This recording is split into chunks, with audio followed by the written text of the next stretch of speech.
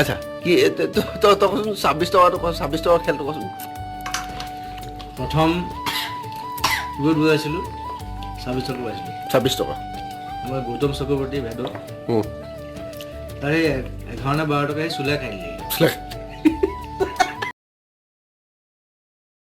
জুবিনক মই কেনেকৈ জানো কোনো সঁজুলি নাই যে এজন মানুহক তাৰ সহায়েৰে অনুবীক্ষণৰ দৰে চালি জাৰি চাব পাৰি ব্যক্তিগতভাৱে জনাখিনিৰ বাদে আৰু আছে সহকৰ্মী সহপাঠীসকলৰ একান্ত অনুভৱ স্কুলীয়া সহপাঠী আৰু আজীৱন বন্ধু হেমচন্দ্ৰ পাঠকৰ অনুভৱ বৰ অন্তৰংগ 1988 চনত জুবিন হেমচন্দ্ৰহঁত মেট্ৰিক পৰীক্ষাৰ পাছত এৰা এৰি হ'ব লগা হ'ল কিছুদিন আঁতৰা আঁতৰি হৈ থকাৰ পিছত জুবিন বি বৰুৱা কলেজত পঢ়িবলৈ অহাত হেমচন্দ্ৰক আকৌ লগ পালে জুবিনৰ যেতিয়া দীঘল চুলি নতুন চশমা আৰু হাতত কীবৰ্ড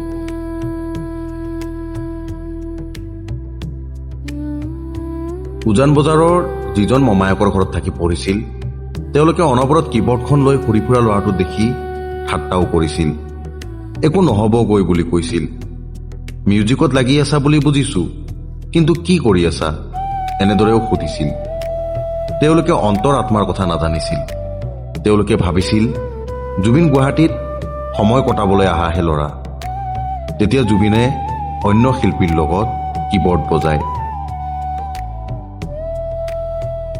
এদিন এজন শিল্পীৰ নিৰ্ধাৰিত কাৰ্যসূচীত জুবিন উপস্থিত হ'ব নোৱাৰিলে কিছু হয়তো পিছত তৰ্ক বিতৰ্কও হ'ল জুবিনে সেই শিল্পী এৰি দিলে খঙত একো নাই হৈ হেমচন্দ্ৰ হোষ্টেল ৰুমলৈ আহি ক'লে দেখুৱাই দিম মই তাক হেমচন্দ্ৰই কৈছিল অহংকাৰ নকৰিবি জুবিনে কৈছিল অহংকাৰ নহয় self confidence will be the base of my success within 2000 Zubeen Garg will be the substance এই কথাখিনি মই সাজি কোৱা নাই তাক এতিয়া অকল অসমবাসীয়ে নহয় সমগ্ৰ দেশেই দেখিছে 1993 চনৰ পাছতেই জুবিনৰ যেন এক নতুন পৰিক্ৰমা আৰম্ভ হ'ল লুইতৰ ঘাটেৰে গাঁৱলীয়া বাটেৰে পৃথিৱী জয় কৰাৰ এক দীঘলীয়া পৰিক্ৰমা তেওঁৰ অদ্বিতীয় মানসিক দৃঢ়তাৰ চানেকি আৰু পোৱা যায় তেওঁৰে বন্ধু সুশান্ত কোঁৱৰৰ পৰা জুবিনৰ লগত এবাৰ মোৱাবাৰীৰ ফাংচন এখনলৈ গৈছিলোঁ অনুষ্ঠানত ইমানেই মানুহ হৈছিল যে দেখি আচৰিত হৈছিলোঁ বাছ ট্ৰাক সৰু সৰু গাড়ীৰ উপৰিও চাইকেল বা খোজকাঢ়িও দৰ্শক আহিছিল পুৱাই পুৱাই আমি গুৱাহাটীলৈ ঘূৰি আহিছিলোঁ জুবিন আহিছিল জাগিৰোডৰ এজন বন্ধুৰ লগত আমি বাকীবোৰ বাছখনত আহিছিলোঁ কিন্তু জখলা বন্ধাত জুবিন অহা গাড়ীখন এক্সিডেণ্ট হৈ থকা দেখা পালোঁ গাড়ীখনৰ অৱস্থা ইমানেই বেয়া আছিল যে তাত থকা আৰোহীবিলাকৰ কি হ'ব পাৰে বুলি ভাবি আমাৰ চকু পানী ওলাইছিল আমি গম পালোঁ যে গাড়ীত থকা মানুহক নগাঁও হস্পিটাললৈ নিয়া হৈছে হস্পিটাল গৈ দেখোঁ যে তাত বহু মানুহ ৰৈ আছিল আমাৰ আৰু বেয়া লাগিল কিন্তু আমি সোমাই যোৱাৰ লগে লগে জুবিন হাঁহি মাৰি বাহিৰলৈ ওলাই আহিল তেতিয়া সকলোৰে মুখত হাঁহি বিৰিঙিছিল ওপৰত থকাজনক ধন্যবাদ জনাইছিলোঁ তাক লৈ আমি আমাৰ বাছখনত গুচি আহিলোঁ ইমান ডাঙৰ এটা ঘটনা হোৱাৰ পাছত যেতিয়া আমি মনে মনে আহি আছিলোঁ তেতিয়া জুবিনে সেই ঘটনাটোক লৈ কৌতুক আৰম্ভ কৰিলে পাছৰ চিটত বহি থকা কেইজন কেনেদৰে আহি আগ চিটত চিটিকি পৰিল সেইটোৱে হাঁহিৰ কাৰণ সেয়ে জুবিনে কেৱল গাড়ী গ্লাছত খুন্দা খাই মূৰত দুখ পাইছিল আৰু চেলাউৰিৰ ওপৰত 14টা চিলাই পৰিছিল সেই দাগ আজিও আছে ইয়াত এটা কথা গম পালোঁ যে জুবিন মানসিকভাৱে কিমান দৃঢ় ই এটা সাংঘাতিক ইতিবাচক দিশ জুবিনৰ প্ৰকৃতি প্ৰেমৰ অনেক দৃষ্টান্ত আছে বহু কলেজ অনুষ্ঠান বা নিজৰ ঘৰৰ বাৰীত একেদিনাই 200 গছ ৰোৱা বছৰেকত 30,000 গছ পুলি ৰোৱাৰ লক্ষ্য এইবোৰ তেওঁ ক্ৰমান্বয়ে কৰি আহিছে জীৱ জন্তুৰ প্ৰতিও মৰমৰ অনেক উদাহৰণ আছে এবাৰ তেওঁলোকে শিৱসাগৰৰ পৰা প্ৰগ্ৰেম কৰি ঘূৰি আহোঁতে মিছাত চাহ ৰুটি খাবলৈ দোকানত সোমাল চাহ খাই থাকোঁতে দেখোঁ জুবিন নাই তাক বিচাৰি গ'লোঁ গৈ দেখোঁ এজন মানুহৰ লগত কথা পাতি আছে তেওঁৰ কাষত কেইটামান খৰালি হাঁহ সি আটাইকেইটা কিনি মোৰ হাতত দি বাছত থ'বলৈ ক'লে। মই ভাবিলোঁ ক'ৰবাত নিশ্চয় ৰন্ধাৰ বাবে লৈছে। আমি যোৰহাট পালোগৈ।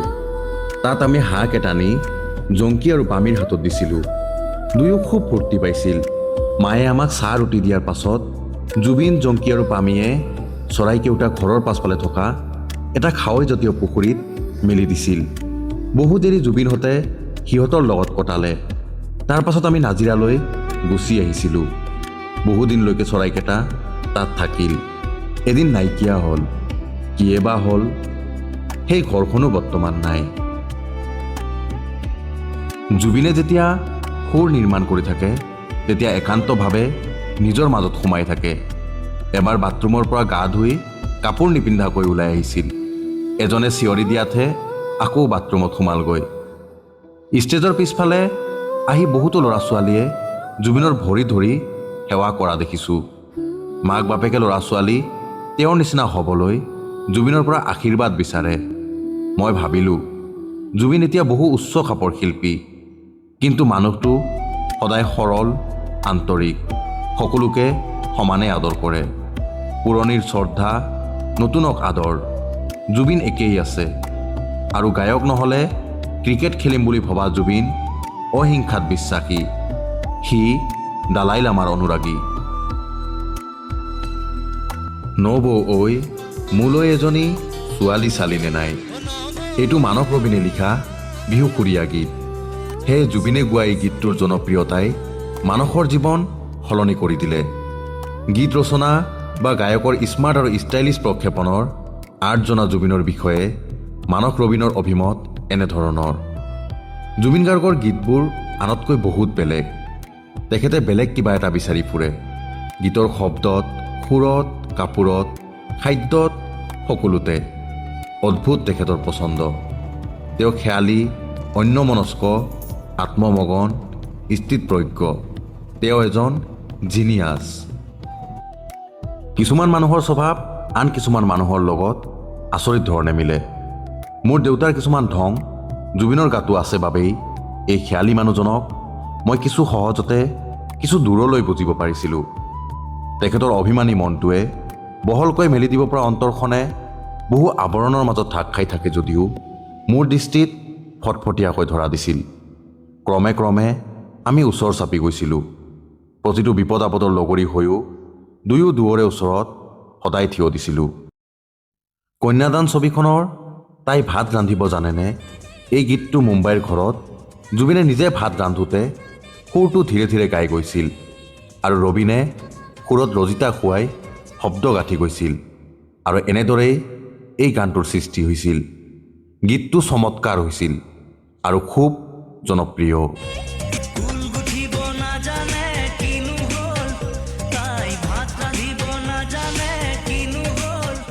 এই অপাহতে নাট্য পৰিচালক নয়ন প্ৰসাদৰ পৰা পোৱা দুটি সঁচা অনুভৱ উদ্ধৃত কৰিলোঁ।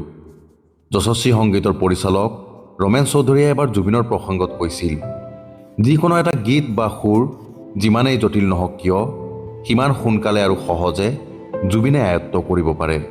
কথাটো ভাবিলে আচৰিত লাগে।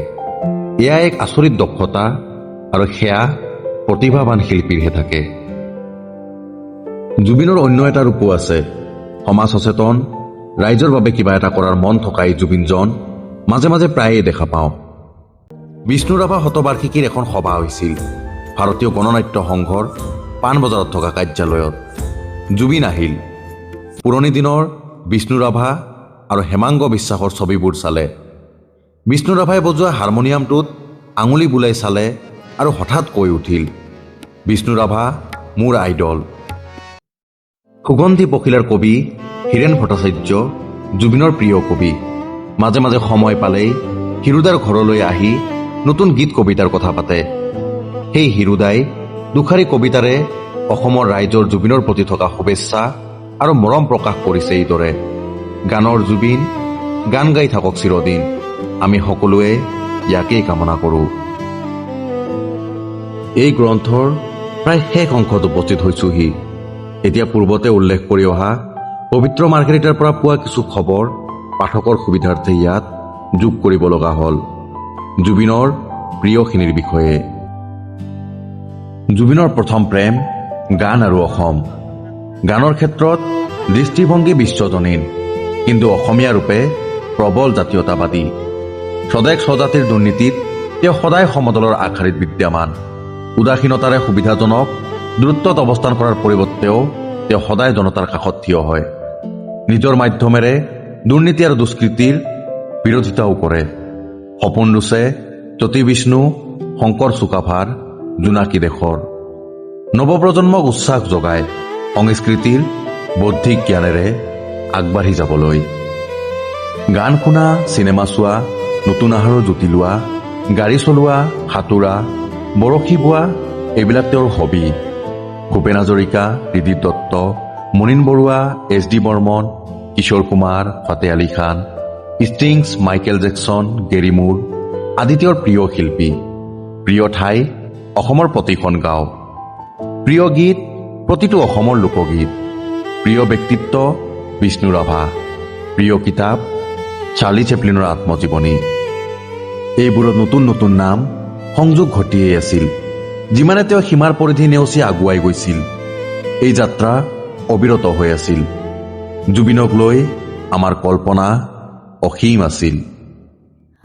জুবিন জীৱনৰ যাত্ৰাৰ এইটো শেষৰ অধ্যায়। আপোনালোকৰ যথেষ্ট মৰম চেনেহৰ বাবে আমি এই অধ্যায় শেষ কৰিবলৈ সক্ষম হৈছোঁ। অতি সোনকালে আপোনালোকলৈ জুবিন আৰু গৰিমাৰ প্ৰেম কাহিনীৰ এক নতুন খণ্ড আগবঢ়াবলৈ লৈছোঁ। সেয়ে আপোনালোকৰ মৰম আৰু আশীৰ্বাদ বিচাৰিছোঁ। লগ পাম পৰৱৰ্তী আন এক নতুন খণ্ডলৈ। আজিৰ কাৰণে ইমানেই। ধন্যবাদ।